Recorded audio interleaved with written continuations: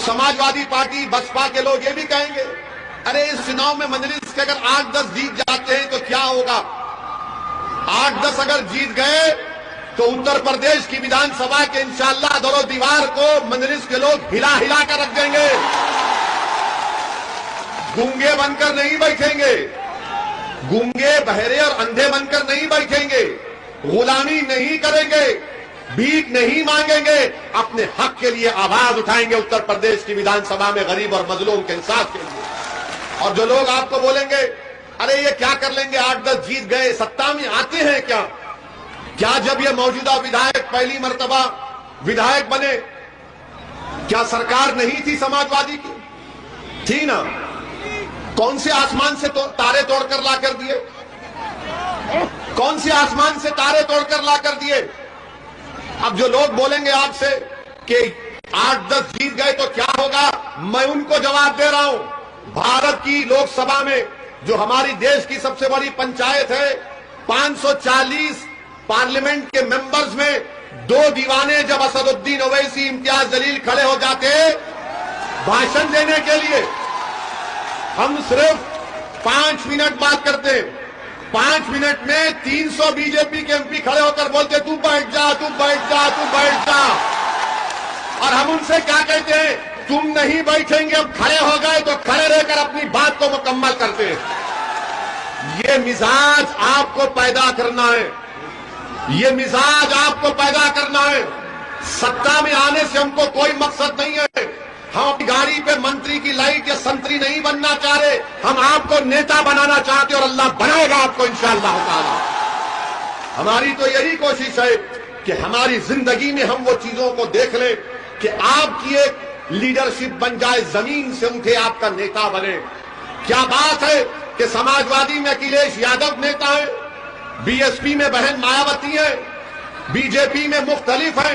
आपका नेता कौन है बताओ? कौन है आपका नेता? नहीं, आपका नेता कौन है? मेरा नाम मत लो।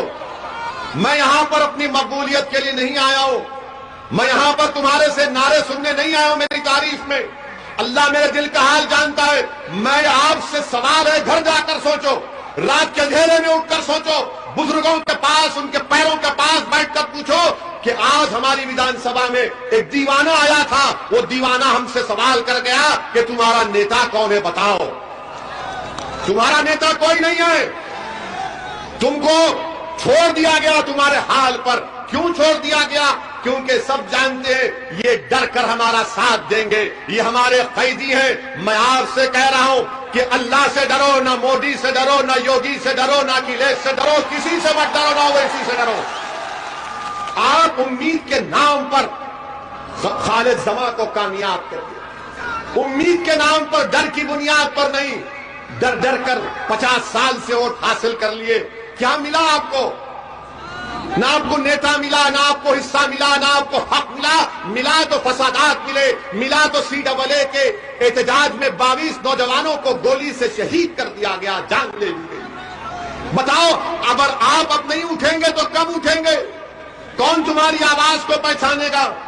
हम आपसे बता रहे हैं, हम जिस प्रदेश से आते हैं तेलंगाना में, वहां हमारे सिर्फ 7 विधायक हैं, सिर्फ 7 विधायक हैं। लोग पूछेंगे तुमने क्या किया? हम बहुत काम बता सकते हैं जो ना सपा वाले उसका मुकाबला कर सकेंगे, ना बसपा वाले। हमने तेलंगाना की सरकार के सामने बैठकर कहा कि अल्पसंख्यक समाज, मुसलमानों के बच्चे और बच्चियों के स्कूल का इंतजाम करो। आपको बताता हूं कि तेलंगाना में 60,000 अल्पसंख्यक समाज के मुस्लिम बच्चियां और बच्चे 6ठी जमात क्लास 6 से 12th क्लास तक, 12वीं जमात तक फ्री में पढ़ते हैं। कपड़ा, खाना और उस स्कूल में एडमिशन के लिए एंट्रेंस लिखना पड़ता है। ऐसा भी स्कूल नहीं है। ये हमने किया। क्या उत्तर प्रदेश में नहीं किया जा सकता ये काम? क्या हर बार किसी को, अखिलेश को मुख्यमंत्री बनाओ, बहन जी को मुख्यमंत्री बनाओ, तुम्हारे घरों में चिराग जलेंगे, तुम्हारे घरों में पटाखे फोड़े जाएंगे, तुम्हारे घरों में ईद का माहौल होगा और मेरे घर में गम का माहौल कब तक रहेगा बताओ? कब तक मेरे घरों में अंधेरा रहेगा? कब तक मेरे बच्चे तालीम से महरूम रहेंगे? कब तक मेरे नौजवानों को जेल में डाल दिया जाएगा? कब तक मेरे नौजवानों के सीनों में गोलियां दाग दी जाएंगी? कब तक मेरी बेटियों के ख्वाबों को चुकना चूर किया जाएगा? जाएगा, कब तक अंसारी ब्रादरों को दबा दिया जाएगा। उठो, ये वक्त उठने का है, ये वक्त सोने का नहीं है। और जो लोग आपसे कह रहे हैं, जो लोग, सुनिए भाई, ये सुनिए हमारी बात, जो लोग आज आपसे कह रहे हैं आंख बंद करके वोट डालो, बोल रहे हैं ना कि आंख बंद करके वोट डालो। अल्लाह ने आंखें किस लिए दी हैं? बंद करके डालने के लिए नहीं। अल्लाह ने आंखें दी हैं, देखो नाइंसाफी को। अल्लाह ने दिमाग दिया, तमीज पैदा करो अच्छे और बुरे, दोस्त और दुश्मन में। अल्लाह ने कान दिए कि सुनो लोगों की तकलीफ को। अल्लाह ने तुमको दिल दिया, एक धड़कता हुआ दिल दिया कि तुम्हारे दिलों में एक मजलूम की तरफ पैदा हो सके। अगर तुम आंख बंद करके वोट दोगे तो फिर नुकसान तुम्हारा होगा। और इसीलिए किसी शायर ने अच्छा कहा था, जब वक्त क़याम आया नादान सजदे में गिर गए। ये क़याम का वक्त है, सजदों में गिरने का वक्त नहीं है। उसका मतलब यह है कि इन सियासी पार्टियों के सामने झुक जाना। आप मत झुकिए, अपने हक के लिए लड़िए और डरने और घबराने की आपको जरूरत नहीं है।